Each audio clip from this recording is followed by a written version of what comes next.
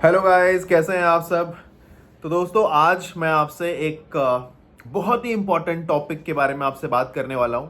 और जो आपके दिमाग में बहुत बार ये सवाल आते होंगे, और वो सवाल ये है दोस्तों कि आखिर ऐसा कौन सा मिस्टेक है जो हर एक एंटरप्रेन्योर ज़्यादातर केसेस में ये गलती कर ही बैठते हैं कहीं ना कहीं इनिशियल स्टेजेस में, जब वो एकदम नए होते हैं। नए मतलब नया नया उन्होंने स्टार्टअप अपना स्टार्ट किया है। तो खास करके जो नए फाउंडर्स हैं, जिन्हें बिजनेस के बारे में कोई आइडिया नहीं है, उनसे ये गलती अक्सर होती है। मैंने तो बहुत बड़ों बड़ों को ये गलती करते हुए देखा है। तो आज मैंने आपको ये बातें जो है वो मैं आपसे शेयर करने वाला हूं कि वो बातें क्या है।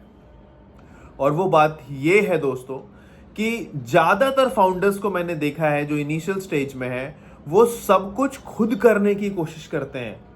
ये कभी भी मत करना, ये आपकी जिंदगी की सबसे बड़ी भूल साबित होगी और आपके एंटरप्रेन्योर जर्नी का ये सबसे बड़ा ब्लंडर होगा। आप इस बात को समझो, आप हर चीज खुद नहीं कर सकते हो दोस्तों। जनरली होता क्या है, हम सोचते हैं कि मार्केटिंग भी हम कर लेंगे, फाइनेंस भी हम देख लेंगे, प्राइसिंग भी हम देख लेंगे, वेंडर से टाई अप भी हम कर लेंगे, और मैन्युफैक्चरिंग कर रहे हैं तो वो भी खुद ही कर लेंगे। मतलब हम सब कुछ खुद करने की कोशिश करते हैं ताकि सारा इक्विटी, सारा शेयर हमारे पास रहे, पैसे किसी को देना ना पड़े। दोस्तों, आप इस चीज को समझो। आपको इक्विटी दे रहे हो तो उससे फायदा भी होता है, क्योंकि नई एक्सपर्टीज आती है, नए लोग आते हैं, नए माइंडसेट के साथ आते हैं, नए नॉलेज और नए आइडियाज के साथ आते हैं। और जब साथ मिलके लोग काम करते हैं ना, तो उसका फ्यूचर काफी ज्यादा ब्राइट होता है। आपको एग्जांपल के तौर पर बता देता हूं, जोमैटो के बारे में आप सबने सुना होगा। तो जोमैटो के फाउंडर का नाम है दीपेंद्र गोयल। दीपेंद्र गोयल के पास जोमैटो में सिर्फ 4% इक्विटी है। उन्होंने अगर ये सोचा होता कि 100% इक्विटी वो अपने पास ही रखेंगे, किसी को भी अपने कोई नए फाउंडर्स को, को फाउंडर्स को हायर नहीं करेंगे, एम्प्लॉयज को हायर नहीं करेंगे, इन्वेस्टर्स नहीं लेंगे, तो क्या होता? क्या वो इतनी बड़ी कंपनी बना पाते? बिल्कुल नहीं।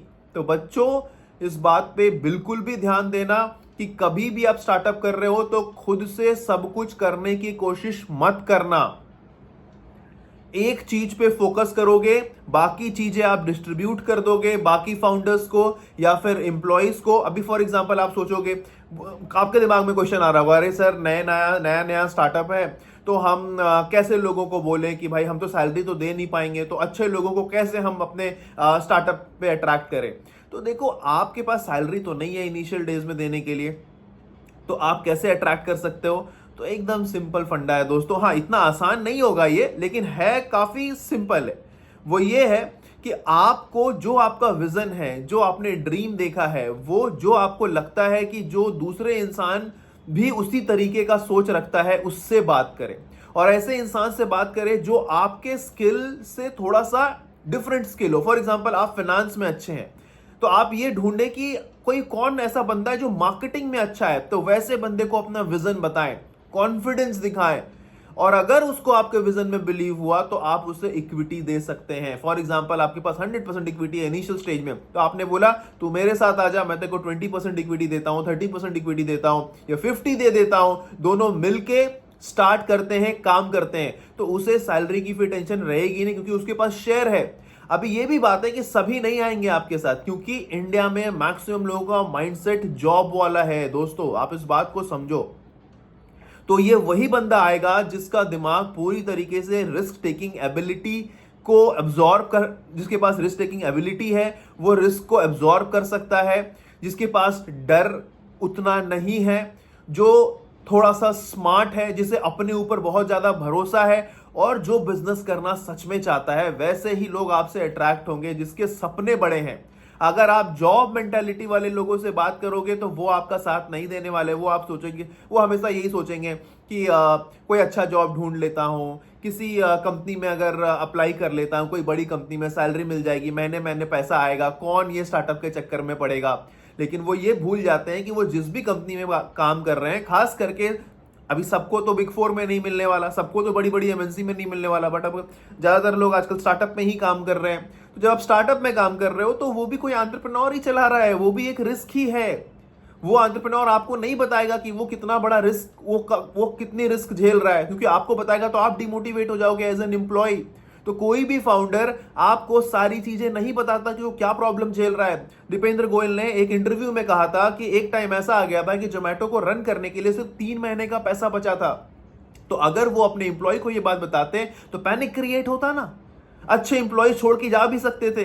तो जो भी लोग जॉब माइंडसेट के होते हैं वो जॉब सिक्योरिटी सोच के आते हैं, बट जॉब सिक्योरिटी नाम की ऐसी कोई चीज नहीं है। 40-50 साल की उम्र में भी आपकी जॉब जा सकती है, कुछ नहीं कर पाओगे आप। उससे अच्छा है कि आप अपने लिए खुद का कुछ बनाओ। और ये बात हमेशा याद रखना कि अकेला चलने से अच्छा है साथ लेके लोगों को चलो। लोगों के नए आइडिया आपको मिलेंगे, उनकी एक्सपर्टीज मिलेगी, उनका साथ मिलेगा तो बहुत आगे जा पाओगे। और दीपेंद्र गोयल के पास जोमेटो में सिर्फ 4% इक्विटी है दोस्तों। तो जरा सोच के देखो। और मैक्सिमम स्टार्टअप्स आप उठा के देख लो, सबके पास मेजोरिटी स्टेक नहीं है। कोई भी 51% के आसपास स्टेक लेके, बहुत लोग हैं ऐसे, बट ज्यादातर केसेस में जो स्टार्टअप्स हैं उनके पास 10%, 15%, 20%, 2%, 3%, 4% ऐसे ही इक्विटीज बची हुई है। क्यों? क्योंकि उन्होंने साथ लेके चलने का सोचा और इसलिए कंपनी इतनी बड़ी। आज जोमेटो का मार्केट कैपिटलाइजेशन 2 लाख करोड़ से ऊपर जा चुका है। उसका 4% भी 8,000 करोड़ होता है दोस्तों। जरा ये सोचो, अगर अकेले करने का सोचा होता दीपेंद्र गोयल ने तो क्या उसकी इक्विटी की वैल्यू कभी 8,000 करोड़ हो पाती? शायद हो पाती, बट अकेले 8,000 करोड़ की कंपनी बनाना किसी के बस की बात नहीं है। मैं तो किसी को नहीं जानता हूं जिसने अकेले कंपनी स्टार्ट कर ली और 8,000 करोड़ की कंपनी बना ली। 8,000 करोड़ आज के डेट में 8,400 करोड़ मतलब $1 बिलियन होता है। यूनिकॉर्न स्टार्टअप, आप समझ रहे हो? ये गलती कभी ना करें। मैं मानता हूं कि को फाउंडर्स ढूंढने में जो इक्विटी लेके आपके साथ काम करेगा विदाउट सैलरी में थोड़ा मुश्किल होगा, बट अपने जैसे लोगों के साथ दोस्ती बनाओ। अपने माइंडसेट्स, आपके माइंडसेट को समझने वाले लोगों के साथ दोस्ती बनाओ, जो कुछ बड़ा करना चाहता है लाइफ में, जो रिस्क लेना चाहता है, वैसे लोगों के साथ दोस्ती बनाओ, ना कि जॉब माइंडसेट वाले। और मैं जिसको भी जॉब करना है मैं उसको बुरा नहीं बोल रहा हूं, मैं उसे गलत नहीं बोल रहा हूं, बट मैं आपको यह बताना चाहता हूं कि दोनों माइंडसेट डिफरेंट है। तो इसीलिए ऐसे लोगों के साथ आप बात करिए जो आपके विजन को समझ सकते हैं और जो आपके जैसा सोचते हैं। तो thank you so much guys. मुझे आशा है आपको ये वीडियो काफी अच्छा लगा होगा। और जाते जाते मैं आपसे रिक्वेस्ट करना चाहता हूं कि अगर अभी तक आपने मेरा चैनल सब्सक्राइब नहीं किया है तो सब्सक्राइब करें, लाइक करें, शेयर करें, ताकि ये हर एक बडिंग एंटरप्रेन्योर तक पहुंच सके, स्टूडेंट तक पहुंच सके। जो भी अपना स्टार्टअप स्टार्ट करना चाहते हैं, जो भी अपने एंटरप्रेन्योर जर्नी को स्टार्ट करना चाहते हैं, उन्हें फायदा मिल सकता है दोस्तों। So thank you so much. फिर मिलूंगा आपसे किसी नई वीडियो में।